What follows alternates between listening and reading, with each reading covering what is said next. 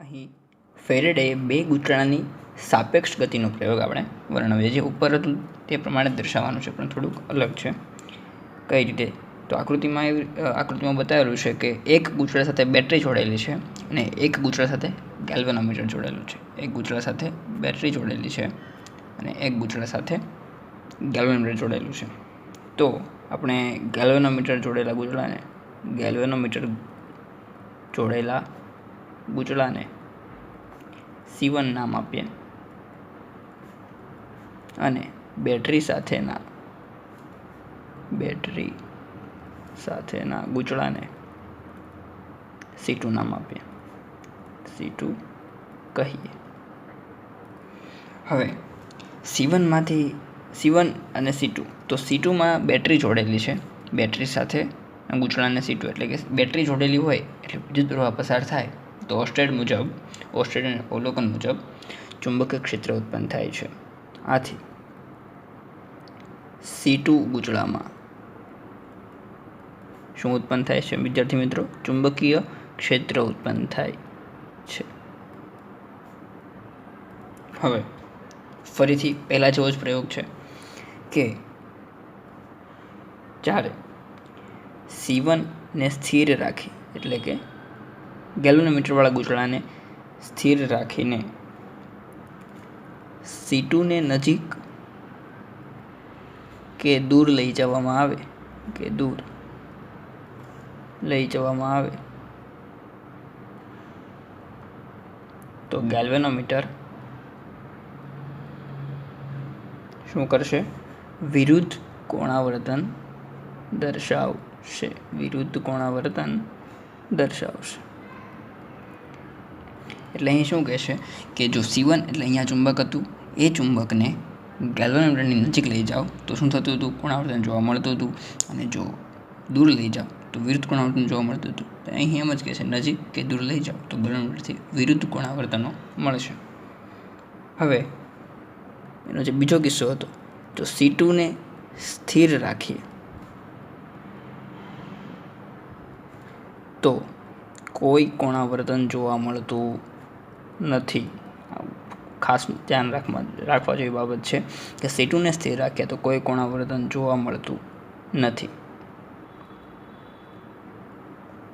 અને આમ C1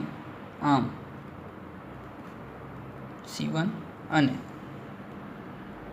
C2 ને સાપેક્ષ ગતિ આપીએ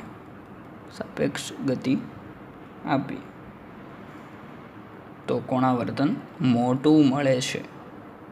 આ ખાસ ધ્યાનમાં રાખવા જેવી બાબત છે. મોટું મળે છે કઈ રીતે કહે છે કે જે C2 અને C1, હવે C2 ને સ્થિર રાખી અને C1 ને લઈ જઈએ તો જે C2 વખતે જે પરિણામ મળતા હતા એનાથી વિરુદ્ધ પરિણામ એમાં પણ મળશે. આવી રીતે એકબીજાની સાપેક્ષ ગતિ જો આપણે કરાવતા રહીએ તો આપણને આ કોણાવર્તન મોટું મળે છે.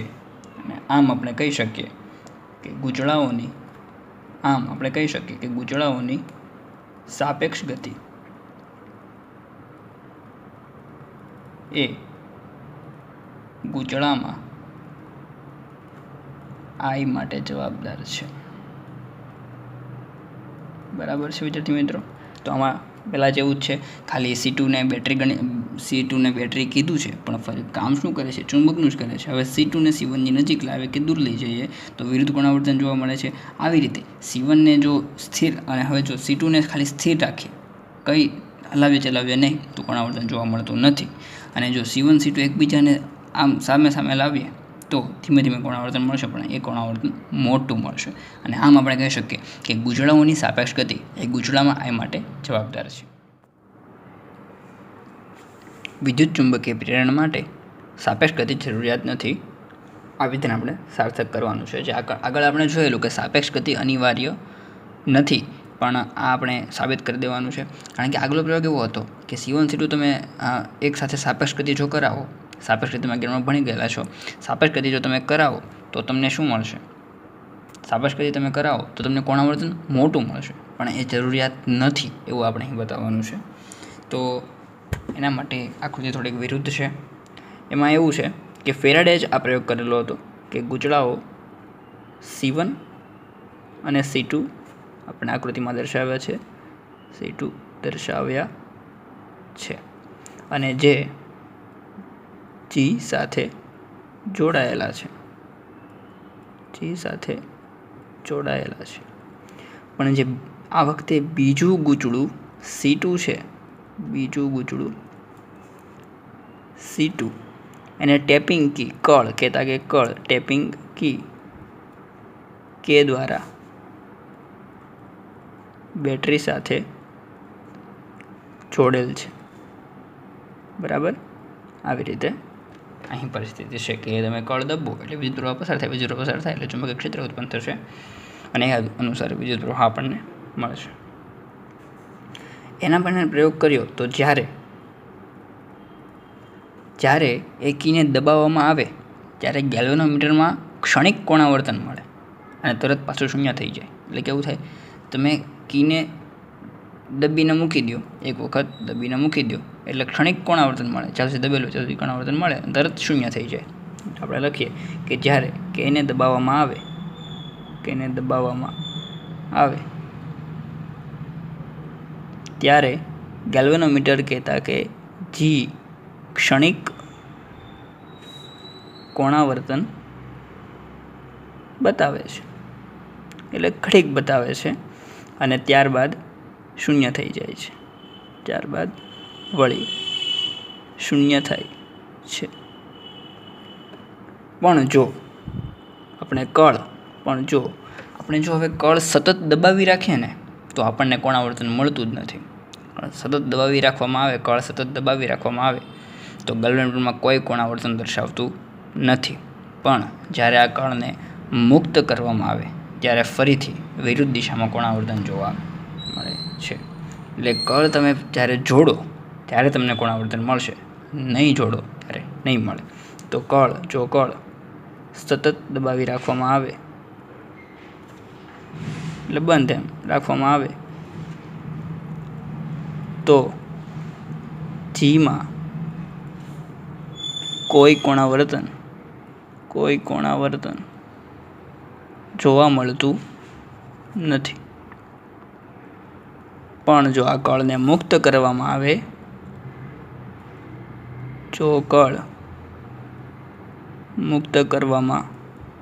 આવે, ત્યારે ફરીથી વિરુદ્ધ દિશાના કોણાવર્તન જોવા મળે, વિરુદ્ધ દિશામાં કોણાવર્તન જોવા મળે છે. એટલે પહેલાં શું કીધું કે એક વખત કળ દબીને મૂકી દો તો તમને શું મળશે, ઘડીક કોણાવર્તન મળશે. દબીને મૂકી દો એટલે ક્ષણિક કોણાવર્તન મળે અને પછી શૂન્ય થઈ જાય. પણ જો કળ સતત દબાવી રાખો તો કોઈ કોણાવર્તન મળશે જ નહીં. અને જો કળ મુક્ત કરી દો, તમે મુક્ત કરવામાં આવે ત્યારે ફરીથી વિરુદ્ધ દિશામાં કોણાવર્તન જોવા મળે છે. અને એક ફેરાડે વધુ એક પ્રયોગ એમાં કરેલો કે જો લોખંડનો સળિયો મૂકો ત્યારે કોણાવર્તન અકલ્પનીય, એટલે આપણે એમ ચોક્કસ કહી ન શકીએ એ રીતે વધે છે, અકલ્પનીય વધે છે. આવી રીતે સાપેક્ષ ગતિ ખાલી જરૂરિયાત નથી એમ આપણે કહી શકીએ. સાપેક્ષ ગતિ અનિવાર્ય નથી એમ આપણે કહી શકીએ. કારણ કે અહીં જો કળ દ્વારા પણ કામ થઈ જાય છે કે જ્યારે જીને જે આપણે ક્ષણિક કોણાવર્તન બતાવે ત્યારે શૂન્ય થઈ જાય, દબીને છોડી દો. પણ એક સાથે દબી રાખો તો કોણાવર્તન જ નથી મળતું અને કળને મુક્ત કરી દો તો વિરુદ્ધ દિશામાં કોણાવર્તન મળે છે. બરાબર, સાપેક્ષ ગતિ અનિવાર્ય નથી આપણે કહી શકીએ. નેક્સ્ટ સવાલ છે સરસ અને આઈએમપી પણ, કે ફેરેડેના પ્રયોગના તારણ. મહત્વનો સવાલ છે અને તમને 2 કે 3 માર્ક્સમાં ફરજિયાત પૂછાઈ શકે એવો સવાલ છે અને પરીક્ષકને પણ સારું પડે, વિદ્યાર્થીને પણ સારું પડે એવો સવાલ છે. તો પહેલો પ્રયોગ એવો છે કે આપણે સૌથી પહેલાં જોયો હતો કે ચુંબક અને ગૂંચળા વચ્ચેની સાપેક્ષ ગતિ ગૂંચળામાં વિદ્યુત પ્રવાહ ગૂંચળામાં ચુંબક અને ગૂંચળા વચ્ચેની સાપેક્ષ ગતિ એ ગૂંચળામાં વિદ્યુત પ્રવાહ પ્રેરિત કરવા જવાબદાર છે. આપણે ઇઝીલી કહી શકીએ કે જ્યારે આપણે હલાવતા હતા પેલું ગૂંચળું ત્યારે આપણને મળતું જવાબદાર છે. બરાબર. ચુંબક અને ગૂંચળા વચ્ચેની સાપેક્ષ ગતિ ગૂંચળામાં વિદ્યુત પ્રવાહ પ્રેરિત કરવા જવાબદાર છે. જો તમને આ વાત ન સમજાતી હોય તો તમે આગળનો લેક્ચર જોઈ શકો છો. ચુંબક અને ગૂંચળા વચ્ચેની સાપેક્ષ ગતિ ગૂંચળામાં વિદ્યુત પ્રવાહ પ્રેરિત કરે છે. બરાબર. આ સાપેક્ષ ગતિ. હવે એનો બીજો પ્રયોગ એ પણ આપણે જોયો હતો. ચુંબક અને ગૂંચળા વચ્ચેની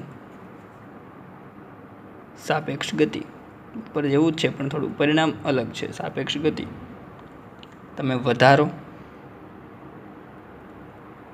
કે ઘટાડો કરતા આઈ પણ વધુ કે ઓછું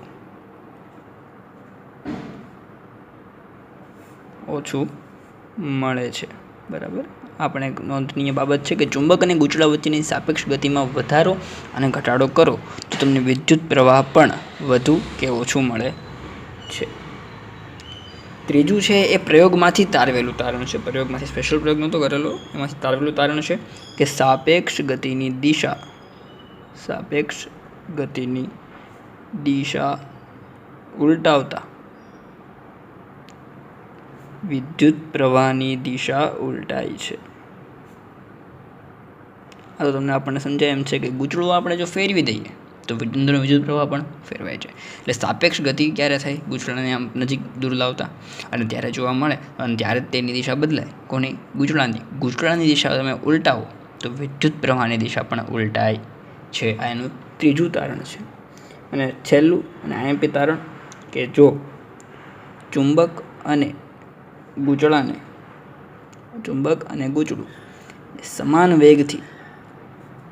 સમાન વેગથી ગતિ કરે, બંને એક સ્થિતિમાં ચાલે જતા હોય, વેગથી ગતિ કરે તથા એક જ દિશામાં હોય. આ બહુ ખાસ ધ્યાન રાખવા જેવું છે કે એક જ દિશામાં ગતિ કરતા હોય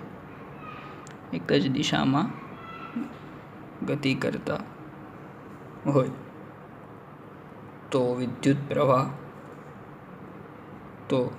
પ્રવાહ શૂન્ય બને છે. બરાબર. કે ચુંબક અને ગૂંચળું સમાન વેગથી ગતિ કરે તથા એક જ દિશામાં ગતિ કરે તો શું થશે? આઈ શૂન્ય થશે. આને જો તમે શોર્ટકટમાં લખવા માંગો છો તો અહીં તમે એમ લખી શકો કે અહીં વિદ્યુત પ્રવાહ પ્રેરિત કરવા માટે, બીજું છે એ વધારો અને ઘટાડો કરવા માટે એટલે કે મોબાઈલ ડેટા, સાપેક્ષ ગતિની દિશા ઉલટાવતા આઈની દિશા ઉલટાય છે એટલે અહીં આપણે તમે દર્શાવી શકો યુ આકાર કે દિશા ઉલટાવો એરો બદલાઈ જશે. તમે જો આ બાજુથી જુઓ તો આ બાજુ એરો છે, ઓલી બાજુથી જુઓ તો એરો જતો લાગશે. એવી રીતે છે. એટલે સાપેક્ષ ગતિની દિશા ઉલટાવતા આઈની દિશા ઉલટાય છે અને અહીં તો તમે સીધું યાદ રાખી શકો શૂન્ય. શું? વિદ્યુત પ્રવાહ શૂન્ય. પહેલું શૂન્ય. એટલે સરળ છે કે ચુંબક અને ગૂંચળા વચ્ચેની સાપેક્ષ ગતિ ગૂંચળામાં વિદ્યુત પ્રવાહ પ્રેરિત કરવા જવાબદાર છે.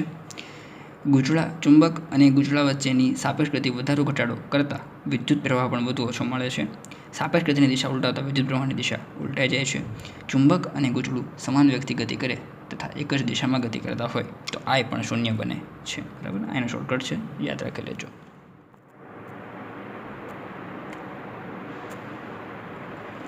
પછી કોઈ થિયરી આવે તો એ છે ચુંબકીય ફ્લક્સ.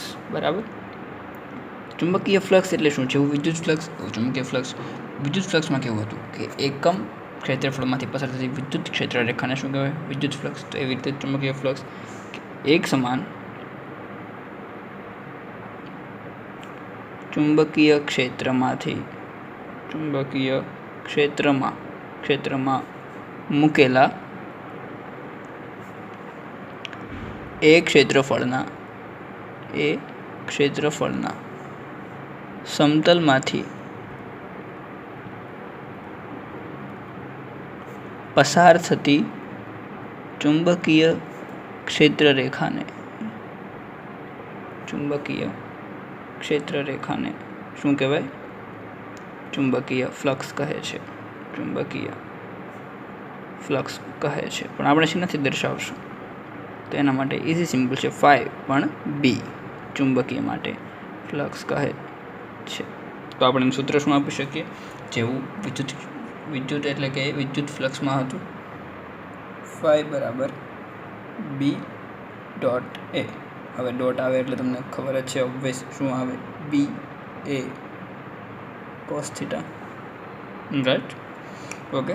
અને આકૃતિમાં દર્શાવ્યા પ્રમાણે જે થીટા એ ક્ષેત્રફળ એ અને ચુંબકીય ક્ષેત્ર બી વચ્ચેનો ખૂણો છે, જે આ કોસ થીટા આપણે દર્શાવેલું છે. પણ જો સદિશ હોય તો આપણે આવી રીતે કરીશું, ડોટ ગુણાકાર, અને એ થીટા એ અને બી વચ્ચેનો ખૂણો છે. બસ સિમ્પલ થિયરી છે. પરંતુ પ્રશ્ન આવે છે કે જ્યારે અનિયમિત ક્ષેત્રફળ હશે. હવે જો તમને સિમ્પલ ઉદાહરણ આપું તો અહીં મારે ફ્લક્સ ગોતવું હોય ને તો નહીં વાંધો આવે, કારણ કે ગોળ છે, જો કાંઈ પ્રોબ્લેમ નહીં આવે. પરંતુ જો મારે અહીંયા ફ્લક્સ ગોતવું હશે તો તમે શેપ જોઈ શકો છો આવી રીતે. આમાં તો હવે મારે ક્ષેત્રરેખા ઘડીક અહીંથી ચાચી નીકળે, અહીંયાથી ઓછી નીકળે. એના માટે શું કરવું? તો એના માટે પણ આપણે, તમને ખબર જ છે કે સૌથી પહેલાં નાનો ખંડ ધારવાનો. આકૃતિમાં દર્શાવ્યા પ્રમાણે નાનો ખંડ ધારેલું છે.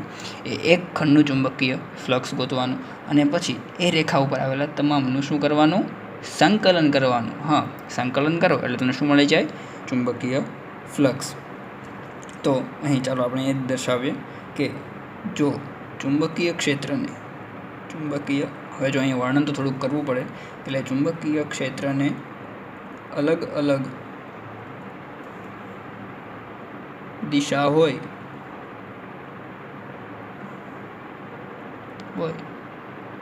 તો કુલ ફ્લક્સ કેટલું? બરાબર, પ્રશ્ન થાય. બસ એવી રીતે આપણે દર્શાવવાનું પરીક્ષકને પણ, જેથી એ પણ આ કરશે. ફ્લક્સ કેટલું? તો આપણે લખીશું ફાઈ બી બરાબર B1 ડી A1 ડી સંકલન કરવું છે એટલે B2 ડી A2, એવી રીતે BN ડી AN. બરાબર, કારણ કે આપણને નથી ખબર ને કેટલું છે. તો ફાઇનલી આપણે લઈ શકીએ કે સમેશન ઓલ એટલે 1 2 3 4 થી બધું BI ઇન્ટુ DAI, જ્યાં I બરાબર શું છે? 1 2 3. બરાબર. હવે આને જો આપણે લિમિટ આપીએ કે સંકલન સ્વરૂપમાં લખવું હોય તો આપણે એમ પણ લખી શકીએ કે ફાઈ બી બરાબર સંકલન એસ જેટલી સપાટી હોય બી ઇન્ટુ ડી. જો મિત્રો આ સૂત્રનો, આ બંને સમીકરણનો MCQમાં જ યુઝ થાય છે અને JEE ગુજકેટ જેવી પરીક્ષામાં યુઝ થાય છે. આખી તમને કોઈ પૂછશે નહીં. હવે થોડીક એની માહિતી આપણે નેક્સ્ટ વિડીયોમાં મેળવીશું. બીજું, ચુંબકીય ફ્લક્સ એ અદિશ રાશિ છે.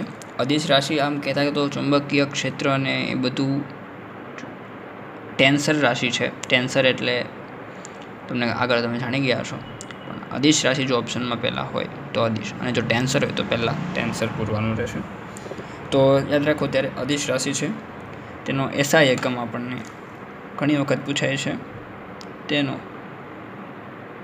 SI એકમ યાદ રાખવો બધાએ, વેબર, ટેસ્લા અથવા તો વોલ્ટ છે. બોલ્ટ નથી, વોલ્ટ છે. વોલ્ટ ગુણ્યા સેકન્ડ. બરાબર.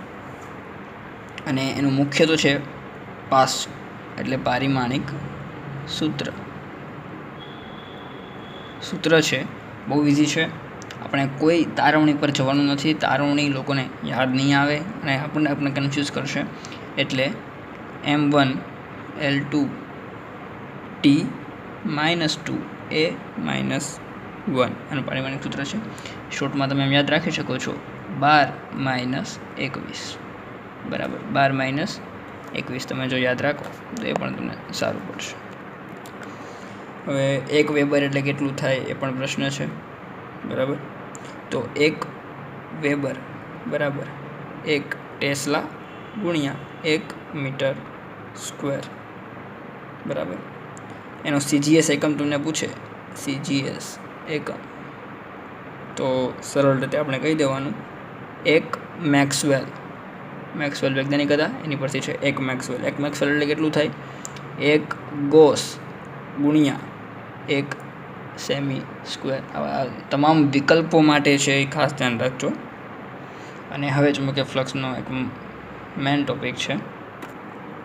આગળ તમને બતાવ્યા મુજબ તમે એની પરથી વ્યાખ્યા પણ 1 વેબર, તો 1 વેબર એટલે તમે લખી શકો છો 1 વેબર બરાબર 1 ટેસ્લા ગુણ્યા 1 મીટર સ્ક્વેર. એટલે ઉત્પન્ન થતા ફ્લક્સને 1 વેબર કહેવાય, એવી રીતે તમે કહી શકો છો. 1 વેબર અહીં એક આપણે એડ કરી દઈએ MCQ માટે. 1 વેબર બરાબર શું થશે? 10⁸ મેક્સવેલ. બરાબર, યાદ રાખજો. અને હવે ચુંબકીય ફ્લક્સનો મેઇન પાર્ટ છે એ આ છે કે જ્યારે એના જે 3 કિસ્સા છે A અને B એક દિશામાં હોય. બરાબર, ચુંબકીય જ્યારે A અને B ચુંબકીય ફ્લક્સ A અને B એક જ દિશામાં હોય તો તમને ફ્લક્સ પોઝિટિવ એટલે ધન મળશે. વિરુદ્ધ દિશામાં હોય તો તમને ફ્લક્સ ઋણ મળશે. બરાબર, ઋણ મળે. અને જો લંબ હોય, જો A અને B પરસ્પર લંબ હોય તો ફ્લક્સ 0 મળશે. બરાબર, તો તમે આને સૂત્ર દ્વારા પણ કહી શકો છો કે થીટા બરાબર 0 તો ફાઈ બરાબર A ક્રોસ B, એટલે A ડોટ B. પણ ડોટને સદિશ નહીં આવે કારણ કે આપણે થીટા લીધેલો છે, એટલે ખાલી AB આવશે. થીટા ઇઝ ઇક્વલ ટુ 180 તો તમને ફાઈ મળશે -AB. અને જો થીટા બરાબર 90 તો ફાઈ બરાબર 0 કારણ કે cos 90 0 અને cos 180 તો તમને મળશે -1 અને cos 0 1 એવી. બરાબર, તો તમે આવી રીતે તારવણી કરી શકો છો.